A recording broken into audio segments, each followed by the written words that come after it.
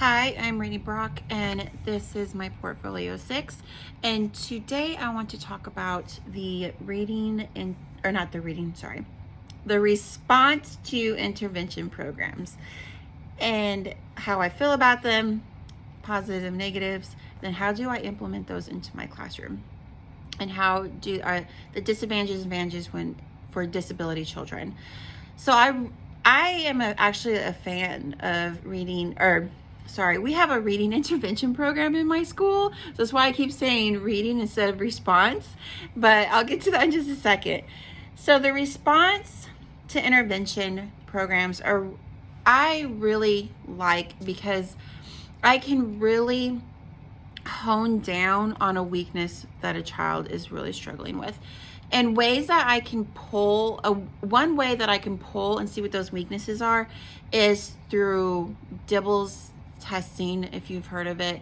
It's a national test that we use, and we test our kids 3 times a year.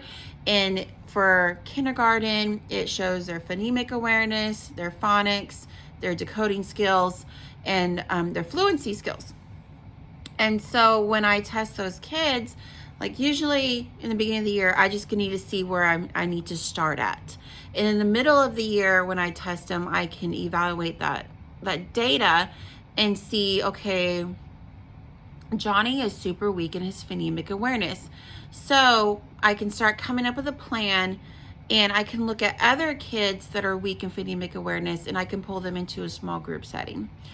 If they're really, really struggling, this is when I do the reading intervention plan program that we have at my school, where the parents are involved, and it's a big plan that we come up with together, and this is where it comes one-on-one.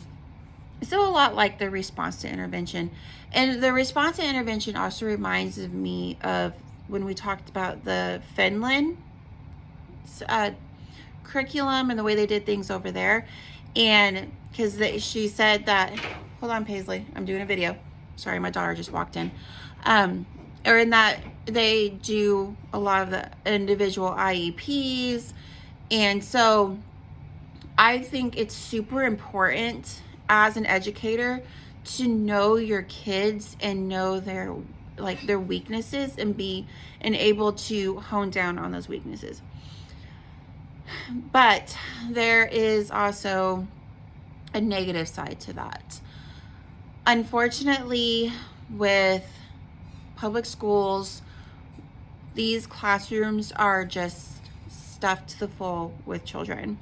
This year I had 20 kids in my room by myself, and it is very, very hard I don't have enough time in my day to meet with those kids every single day individually and try to meet their needs. And it's very frustrating. It's very, very frustrating because I feel like I'm doing a big disservice to my students when I can't meet with them like I want to, because I'm more of like a one-on-one instructor. I like smaller classes, smaller groups. I would much rather work with like 2 or 3 kids at a time, and because I know I can really hone down on their weaknesses. And that also being said, for children with disability, let's talk about dyslexia. Dyslexia is like a huge spectrum of things that need to be addressed, instructional things that we can do to help that child that struggles with dyslexia. Also, when we're in undergrad or grad program, we don't really learn much about dyslexia. We know what dyslexia is, and we know that it's hereditary, and studies show that has everything to do with what's going on inside their brain. It has nothing to do with their eyes. And then that's another thing is, like, for years and years and years, people were told, oh, just write on pink paper because you're seeing words backwards or letters backwards. Well, now and that's still to this day, people who are not educators and have not gone through the trainings and read the research, people still think, oh, dyslexia, you just see things backwards. It's not like that anymore. So I've gone through intensive trainings to help, so I can help kids with dyslexia, but I'm not a dyslexia specialist. Just like I'm not a specialist in speech, I'm not a reading specialist.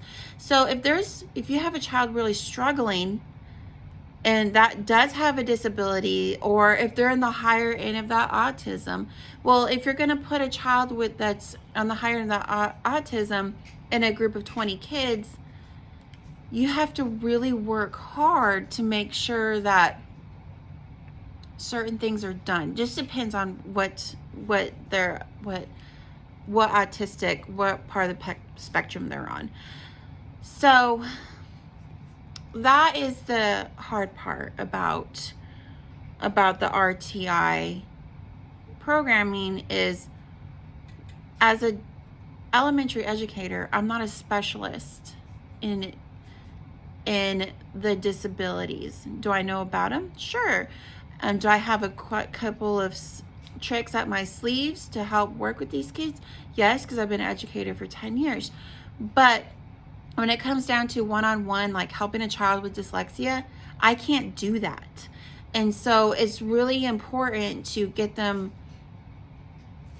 with a specialist, which my district doesn't have a dyslexia specialist. We have a speech pathologist and we have 2 reading specialists.